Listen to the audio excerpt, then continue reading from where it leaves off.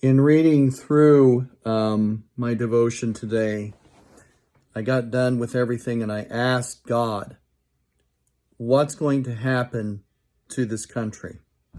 What's going to occur? And I got in mind the temple, the old temple back that Solomon built for God. And the temple during Ezekiel's day, just before the fall, and the temple that was rebuilt during the time of Christ, whenever he was walking this earth. When Solomon built the temple and dedicated it, they brought the ark in, and the cloud descended into the inner sanctuary of the temple, and the priests could not continue because the glory of the Lord was so bright.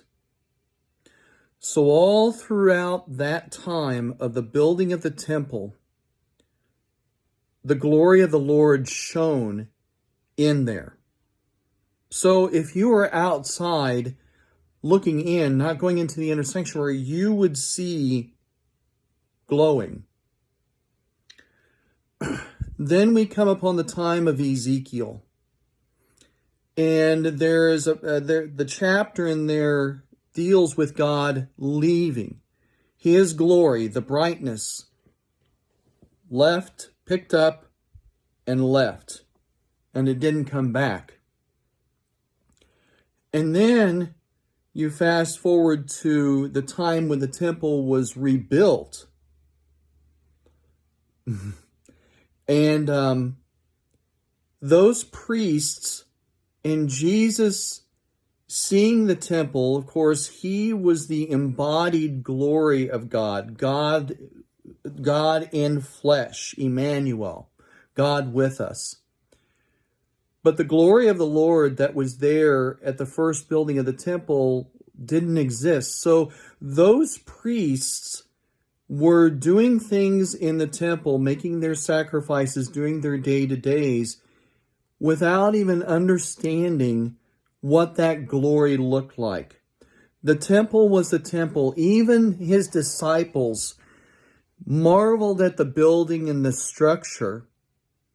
You know, this was just before Jesus gave his Olivet Discourse in Matthew 24.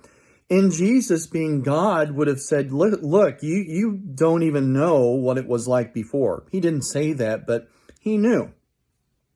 But the disciples didn't know, nor did anyone during that time.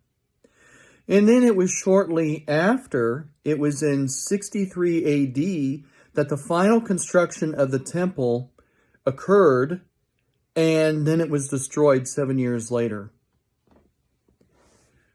When I asked God about what was going on with this country, what is going to happen, it was frozen at Ezekiel's time, where God's glory was rising up and about ready to leave. I mean, it is just about ready to go. It is just about ready to go because we have got priests, we have got things that are going on that are defiling the temple. We have been given a pause, a 4-year pause. And I'm not giving things under Trump, but we were given a time for which to be able to look and to turn back towards God.